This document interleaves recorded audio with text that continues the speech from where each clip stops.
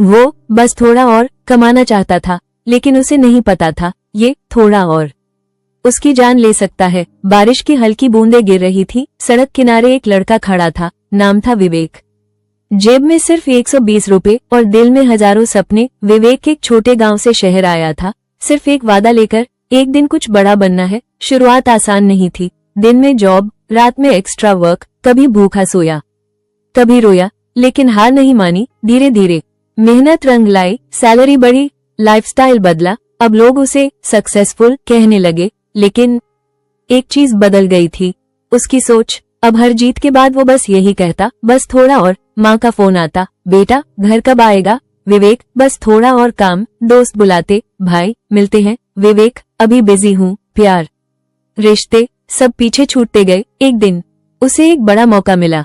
अगर ये डील हो गई तो जिंदगी सेट, लेकिन शर्त थी 24 घंटे नॉनस्टॉप काम। विवेक ने खुद को कमरे में बंद कर लिया, ना खाना ना नींद, बस लैपटॉप और एक सपना, बस थोड़ा और। घंटे गुजरते गए, 10, 15, 20। दिल तेज धड़क रहा था, आंखें भारी, लेकिन हाथ रुक नहीं रहे थे।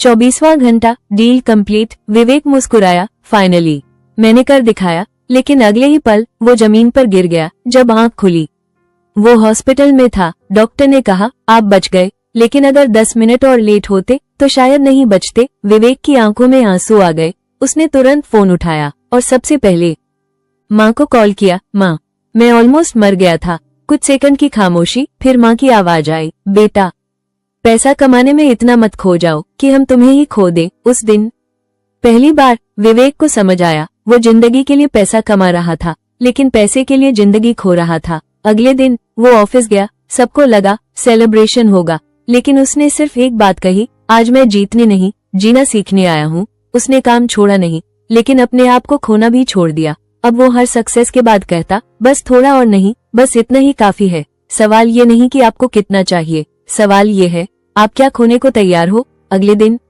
विवेक ऑफिस गया। सबको लगा आज सेलिब्रेशन होगा, लेकिन उसने स्टेज पर जाकर सिर्फ एक लाइन कही, कल मैंने अपनी जिंदगी की सबसे बड़ी डील जीती और उसी दिन मैं अपनी जिंदगी हार गया। कमरे में सन्नाटा छा गया। विवेक ने धीरे से अपनी वॉच उतारी, टेबल पर रखी और बोला, ये घड़ी मुझे समय नहीं, मेरी मौत की उल्टी गिनती दिखा रही थी। उसने सबकी आंखों में देखते हुए कहा, मैंने पैसा कमाया, नाम कमाया, लेकिन जब मौत सामने खड़ी थी तो मेरे पास सिर्फ एक रिग्रेट था, मैंने जीना ही नहीं सीखा। फिर उसने फोन निकाला, माँ की फोटो सबको दिखाई, ये मेरी असली सक्सेस है और मैं इसे ऑलमोस्ट खो चुका था। उसकी आवाज भारी हो गई, आज से मैं बस थोड़ा और नहीं, बस अभी जीना शुरू कर रहा हूँ। कैमरा धीरे धीरे जूम आउट।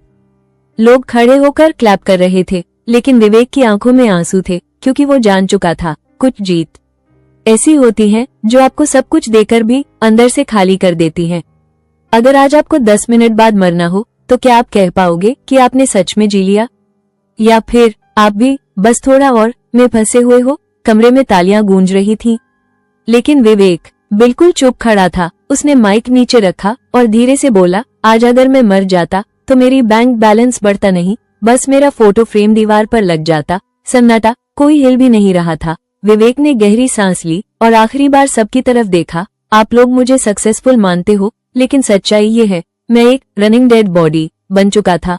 उसने अपनी रिपोर्ट हवा में उठा दी, ये मेरी सक्सेस का बिल है। स्ट्रेस, बीपी, एंजाइटी, ये सब फ्री में मिला है। फिर उसने एक लाइन बोली जो सबको अंदर तक हिला गई, कब्र में सबसे अमीर आदमी बनने का कोई फायदा नहीं। उसकी आंखों में आंसू थे, लेकिन इस बार डर नहीं था, सच्चाई थी। वो मुड़ा, दरवाजे की तरफ चला, लेकिन जाते जाते रुक गया। बिना पीछे देखे बोला, अगर आज मैं सच में मर जाता तो मेरी कंपनी 2 दिन में नया एम्प्लॉय ढूंढ लेती, लेकिन मेरी माँ पूरी जिंदगी मुझे ढूंढती रहती। पूरे रूम में पिन ड्रॉप साइलेंस। पैसा कमाना गलत नहीं है, लेकिन अगर उसके लिए तुम खुद को खो रहे हो तो तुम कम नहीं रहे, खत्म हो रहे हो। अब खुद से पूछो, तुम पैसे कमा रहे हो या अपनी जिंदगी बेच रहे हो।